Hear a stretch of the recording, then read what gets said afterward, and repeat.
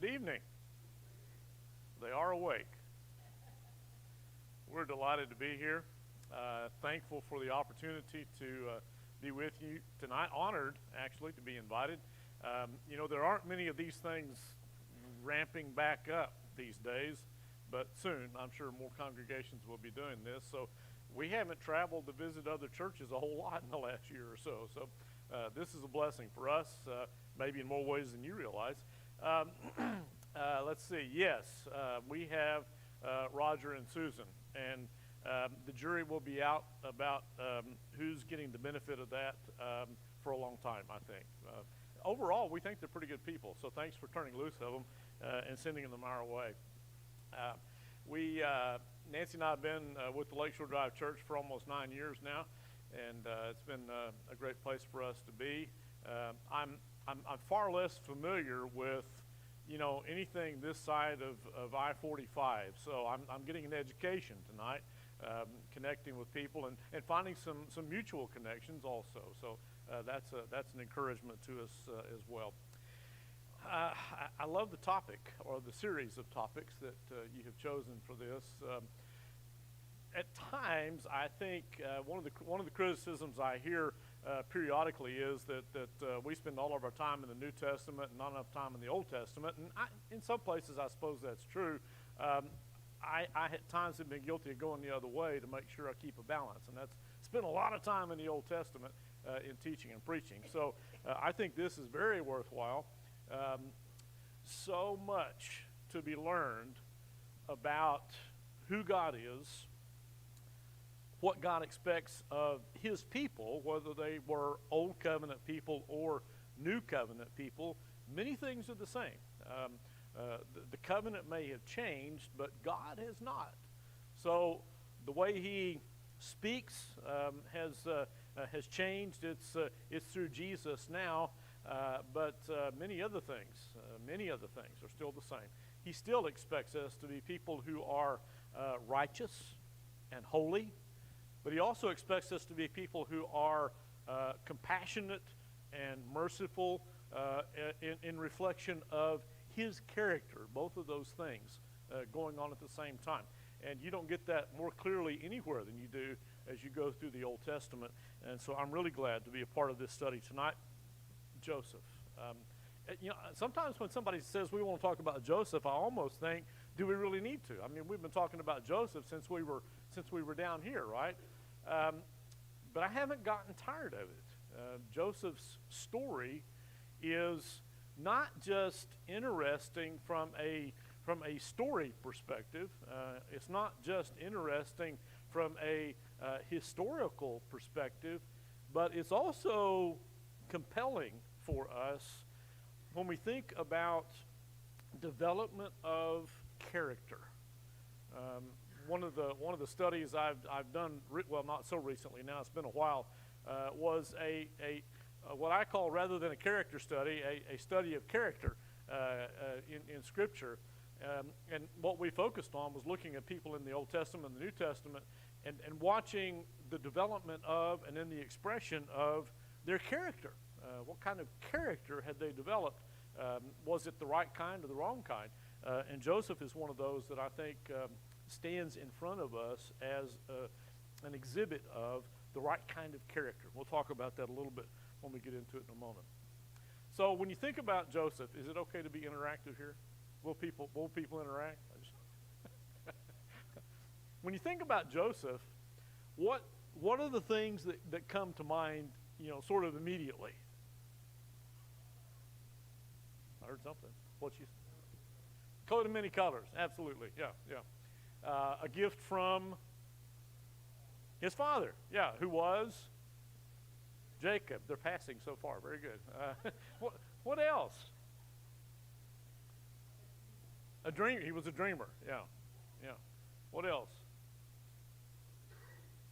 Sorry? Yeah. Absolutely. Forgave his brothers. Remarkably. Yeah. Something over here?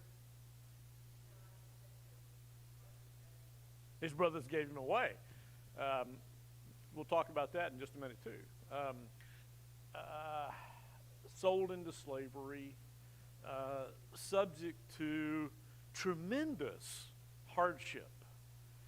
If you want a life to look at when you're asking yourself, how do I deal with difficulties as they arise and as they maybe continue to encompass me, Joseph's life is a pretty good place to go and spend a little time thinking. The text for Joseph's story is Genesis 37 through 50. And obviously, tonight, in the time we have, we're not going to spend a lot of time reading the text. But let's look at it just for a moment at the beginning. Genesis 37, beginning in verse 1. This says, Jacob lived in the land of his father's sojournings in the land of Canaan. These are the generations of Jacob. And then it jumps right into Joseph. I think maybe verses 1 and 2, the first part, are more conclusion of the previous section than beginning of this section. Joseph, being 17 years old, was pasturing the flock with his brothers. He was a boy with the sons of Bilhah and Zilpah, his father's wives. And Joseph brought a bad report of them to their father. Now Israel loved Joseph more than any other of his sons, because he was the son of his old age, and he made him a robe of many colors. But when his brothers saw that their father loved him more than all his brothers, they hated him and could not speak peacefully to him. Now, that sets the stage for everything that follows.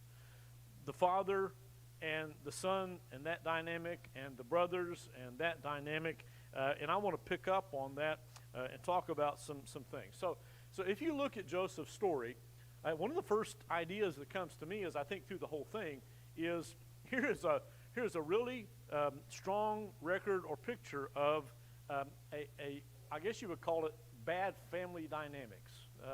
You want to talk about dysfunctional. This is a highly dysfunctional situation. It's not the only one you'll find recorded in Scripture, but this one certainly is. Kids don't have any trouble being jealous of one another, do they? But when you feed the jealousy by special treatment of one above others, then you quickly create a monster, or in this case, several monsters. Bad family dynamics is the cover story, I think, for everything about Joseph and Jacob and their brothers and his brothers. We deal in this story with jealousy. His dreams, as you keep reading there in chapter 37, one of the first things you hear about is Joseph's dreams. He dreams in terms of himself being the one bowed down to by the stars representing the rest of his family, and the other things that are in his dreams, and that coming from the mouth of a younger, almost youngest brother to some who are much, much older than he is, sets up a really difficult situation for them. So his dreams set him at odds with his brothers, and also because he was his father's favorite son. It gets so bad. In fact, if you want to flip back over there to Genesis 37 and go down to about verse 18. He's gone out to check on his brothers regarding how they're doing with the sheep. He's already come back once and made a bad report about some of them, and now his father sent them out again. And it says in verse 18, they saw him from afar, and before he came near to them, they said, oh, look, here comes our younger brother. Let's run out and greet him and spend a little time in fellowship with him. Oh, no, okay. I'm checking to see if you're awake. They said to one another, here comes this dreamer. Come now, let us, what's the word? Kill him. I just have two sisters, and we've had our challenges through the years, and one of them and I used to get down on the floor and really seriously wrestle with one another. She sometimes won, but we never got to a situation where I had this kind of a thought, and I don't think she ever did either. It's bad. Let's kill him and throw him into one of the pits. Then we will say that a fierce animal has devoured him, and we will see what will become of his dreams. So, all kinds of problems here. What kind of relationship exists or doesn't exist between Jacob and his sons where they would even think that doing this and then lying to their father about it would be a good thing or a worthwhile thing. They hate him so much. They're so jealous. They're so angry. They want to kill him. Then there is conspiracy.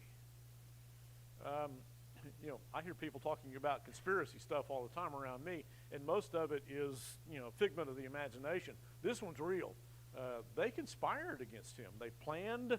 Once they saw him coming, they knew what they wanted to do, and they did it. They did exactly what some of them wanted to do, maybe not all that others wanted to do. They conspired against him, first of all, to kill him, and then they thought better of it. They tossed him in a pit, and then they came back and they pulled him out later when they saw, the Midianite caravan coming by, and they sold him to the Midianites, who took him to Egypt and sold him as a slave. They conspired, and they fulfilled their conspiracy. And then the conspiracy went further when they had to come back and tell their father. They concocted a story about what had happened to him by dipping the coat of many colors in some blood and then taking it with them and saying, look, this is what happened. We're so sorry, Dad. Bad situation. And then there was false imprisonment. Because as the story goes on, you remember, he winds up in service to Potiphar, and things are going great for a little while, but Potiphar's wife found him a little more attractive than she should have, and she enticed him and tried to get him to sleep with her, and he resisted. Talk about character. But then he wound up in prison. So not only a slave, but now an imprisoned slave. Bad situation. And then he suffered neglect.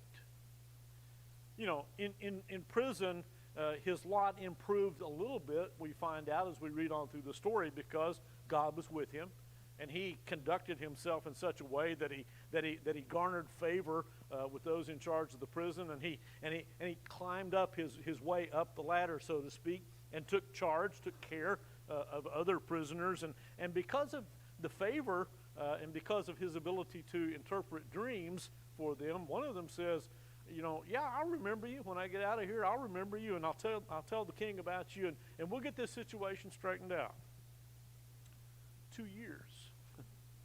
2 years of neglect by somebody who said, I will look after you. And it didn't happen. So the first thing that I am reminded of when I look at Joseph's life is that Joseph's life is in some ways an echo of many of the things that we face, maybe not all of those things, but some of those things that you and I have to deal with on a day-to-day basis or a lifetime basis. Sometimes we are badly treated. Here's the question. Well, let me back up. Sometimes we are badly treated. Sometimes we are badly treated by those closest to us. And sometimes we are badly treated even by those for whom we have done the most good. Does that resonate with you at all? I see a few nods. Yeah, I think it does. The question is, when those things happen, how should we respond? Response, I guess, is the word that I would like to kind of hold up for you tonight to think about in the context of Joseph's story. Watch his response, and I'm going to list some things that I see that stand out about his response. And then there's opportunity for us, I think, to go away from this and ask ourselves, how are we responding when similar, or maybe not similar but equally difficult things come our way? This is relevant, folks. This talks to us about how to handle life. So how do I respond when things get out of hand, particularly in relationship with other people? Number one, taking notes? Number one, keep your head. Now, I don't mean that in the sense of don't get your head chopped off. I mean keep your head. Keep your ability to think. Keep your ability to process. Keep your ability to be rational and be reasonable and be responsible no matter what someone else is doing to you. Now, listen, I know as well as anybody, maybe better than some, how difficult that can be. I've been challenged on some things that just absolutely got right under my skin in a hurry, and I know my response has been thoughtless and careless and extremely emotional and not at all helpful. Well, when we do that, it seems like the more intense the provocation, the more intense the reaction, and then guess what happens? For every, for every action there is an equal and opposite reaction or something like that? So equally intense or more intense is the backlash to what I have dished out in response to my difficulty. It's thoughtless and it's a little careless. I need to keep my head. Don't let your situation, don't let someone else's lack of respect for you become your justification for letting go of your own righteousness. Listen, whatever righteousness we have, now, I see righteousness, I don't know about you, I see righteousness in two ways. They're not unrelated, but there is righteousness that is absolutely just poured on us by God through his son Jesus Christ. I am made righteous because of what he has done for me and through me. But then there is a righteousness that is just simply my doing right, my right response to whatever, my right activity, my right actions. And sometimes when Scripture talks about righteousness and being righteous, that's exactly what it's talking about. Doing acts of righteousness motivated by the righteousness that I have received. Don't let whatever happens to you be justification for just deciding suddenly all of that righteousness that's been important to you up until this moment is suddenly not. And you flip a switch and you become somebody else doing something else. Look back at Genesis chapter 39.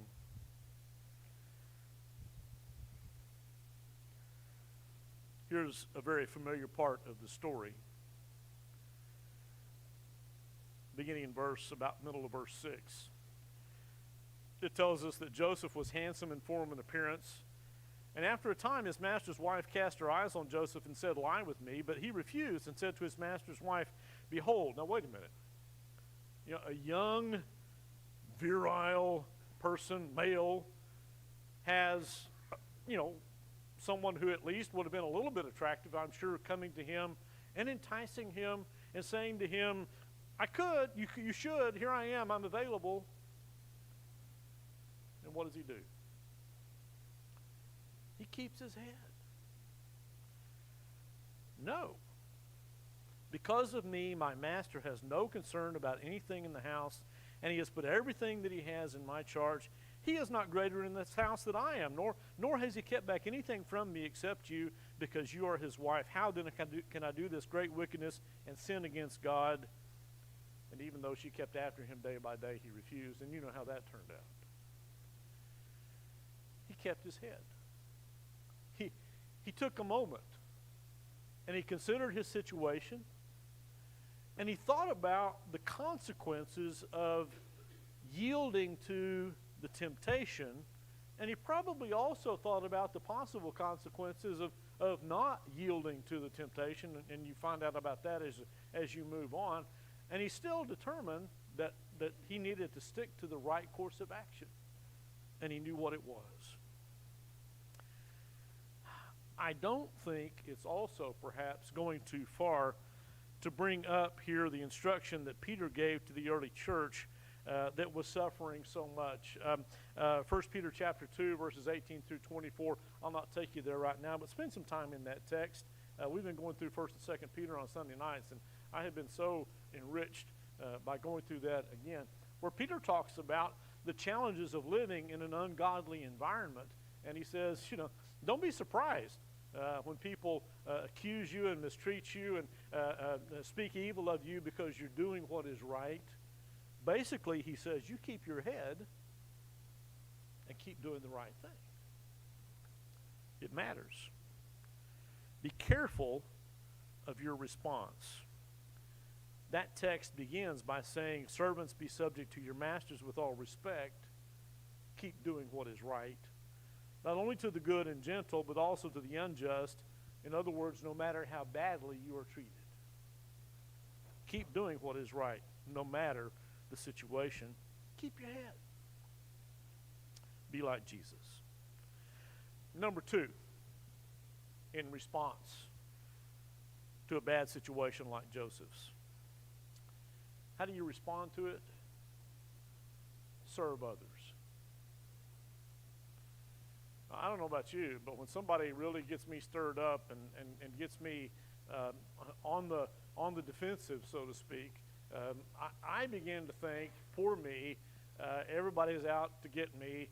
I'm just going to back up, and I am not going to engage. I am not going to be helpful. I'm not going to be encouraging. I'm just going to go off in my corner and pout.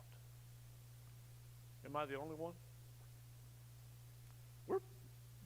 We build up defenses. We build up defense mechanisms. We learn ways to protect ourselves from the pain of difficult situations. And sometimes that's how far we go. We just say, well, if that's the way it is, I'm just going to stop doing anything that's good or helpful because this is what it costs me. Here's Joseph. And when you think about the things we've talked about and where he is at this point, he's a remarkable young man. Chapter 39, verse 4. He has been tossed in a pit and then sold to the Midianites and then brought to Egypt and sold to Potiphar. Bad situation. But then it says in verse 4, so Joseph found favor in his or Potiphar's sight and attended him, and he made him overseer of his house and put him in charge of all he had. I don't think the putting him in charge happened overnight. I think it happened because Joseph attended him, and he attended him faithfully, and he attended him thoughtfully. He did what he was supposed to do, what he needed to do. He did the right thing. He served. Chapter 39, verses 22 and 23. It says, the keeper of the prison, this is after things went badly in Potiphar's household and he wound up in prison. The keeper of the prison put Joseph in charge of all the prisoners who were in the prison. Whatever was done there, he was the one who did it. The keeper of the prison paid no attention to anything that was in Joseph's charge. How did that happen? Did Joseph just land in the prison one day and just suddenly acquire that position of responsibility and privilege? I don't think so. I think he served. He showed himself to be a person of character. And then this is what happened for him. And then, much later, chapter 41, verse 8, even when Joseph has risen to a position in which he is second only to Pharaoh, but basically he's the one that seems to be even giving instruction to Pharaoh. There's some discussion about who was really in charge in Egypt overall during this time. Chapter 41, verse 8 says, the king called him to come, and it says, when called upon by the king to come, Joseph prepared himself and went. I kind of think a couple of things about this. One of them is, with the influence and the power and the notoriety that Joseph has acquired by this point, he might be in a position to say, listen, king, if you want to talk to me, you come here. Maybe I'm overthinking this. But the other thing is, he could just simply say, well, I'll get there when I can, and I'll go as I am. But I think the text is important here. He prepared himself, and he went. He continued to have that kind of servant's, if you will, attitude, regardless of the height to which he had risen. He served. And he served always. The third response that I think is very important in all this is that we pay attention enough, as I think Joseph did, to see God working. I think what Paul tells us in Romans is still accurate, that God works. Now, I know some translations there say that all things work, but I think we're meant to understand that it is God working all things for the benefit of those who love him, who are called according to his purpose. God works even though we can't see always what he's doing. I mean, are you aware right now, absolutely clearly, of everything that God is doing in your life? I'm not. But I know he is, and that knowledge prompts me a little bit, not as much as it should maybe, but it prompts me a little bit to kind of open my eyes and my mind at new situations that pop up or new challenges that pop up and make me think, okay, God is doing something here. What is it? I think Joseph had his mind fixed so well on God and an awareness of God's work and presence in his life that seemed to be second nature to him. Or certainly by the time he's arrived where he was in chapter 50, he's understood very clearly that this is what has been happening. Here's this conversation between him and his brothers much later, after Jacob has died. Beginning in chapter 50, verse 16. It says, "So they sent a message to Joseph saying, 'Your father gave this command before he died.'" Now, there's no record of that command being given anywhere. We just kind of have to take it. Okay. "Say to Joseph, 'Please forgive the transgression of your brothers and their sin, because they did evil to you.'" My cynical side says that's Joseph's brothers putting words in their father's mouth to kind of save themselves in this situation. But you can let that go if you want to. "And now, please forgive the transgression of the servants of the God of your father." You talk about, I think the expression is hoist on your own petard. Does anybody say that anymore? I mean, their own conspiracy, their own machinations have turned around on them, and they are caught. They could be in a really bad situation here because the buffer between them and their brother is gone, and it could cost them badly. And so they beg. That's really what they're doing here. They beg. And Joseph could, I mean, can you consider the temptation? Joseph could, in an instant, take their lives, and nobody in Egypt would have thought anything about it, even though they would have known these were his brothers. I mean, he's in charge. Joseph wept when they spoke to him. Now that says something to me about an awareness of God's work, God's presence, and an awareness of the effect that those things have had on him, and the way those things and that knowledge has shaped his heart. It's kept his heart soft, so that when he gets that kind of question, confrontation, his reaction is to weep. His brothers also came and fell down before him and said, "Behold, we are your servants." Smart move. But Joseph said to them, "Do not fear, for am I in the place of God?" Ooh, I love that. This is a sidebar. But don't we sometimes, often, put ourselves in God's place in dealing with other people in our lives when we're reacting to, responding to whatever things have been tossed our way?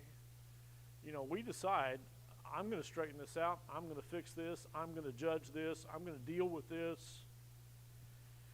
Better to back away and let God work. And that was Joseph. Am I in the place of God? As for you, you meant evil against me. He knew quite well. It was obvious. But God meant it for good. Now, I don't know how long it took Joseph to come to that understanding. That may have been a lifetime in the making. But I think it happened in him naturally because he seemed to have an awareness of the fact that God was with him and leading him and opening up doors for him all along the way. So much so that he can say to his brothers at this point, God meant it for good. To bring it about that many people should be kept alive as they are today. So do not fear, I will provide for you and your little ones. Thus he comforted them and spoke kindly to them. Wow. What a remarkable young man. Not so young at this point. Younger than all of his brothers who fell down in front of him at that point. The younger one leading the older ones. Because he is aware that God has a hand on this. We must see God working. In Acts chapter 7, Stephen, in his speech to his fellow Israelites and accusers, gives a pointed history of Israel. And one of his examples is things that happened with Joseph. And it says in verse 9, the patriarchs, jealous of Joseph, sold him into Egypt, but God was with him and rescued him out of all his afflictions. It's a clear message all through Joseph's story, and it's so clear that that's what stands out to Stephen down at this point so long later. He gave him favor and wisdom before Pharaoh, king of Egypt, who made him ruler over Egypt and over all his household.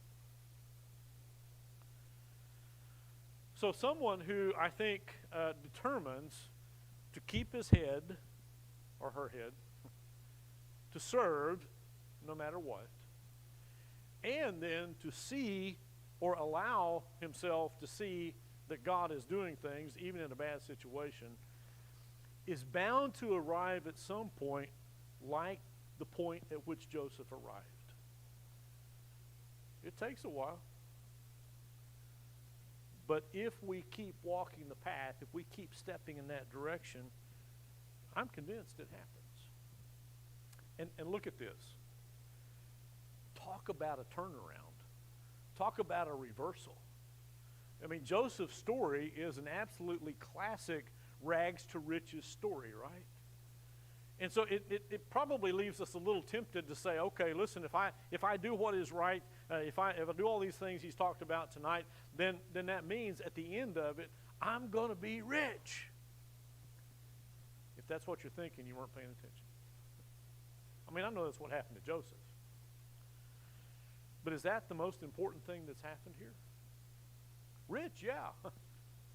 But rich in a way that gold and silver and all the other things that Joseph had accumulated really don't signify. Rich in relationship with God. Yeah, absolutely. I would suggest that God is working to bring favor into the lives of those who make his service their priority. And I think that's at least one clear message that we get, one lesson, if you will, from the life of Joseph.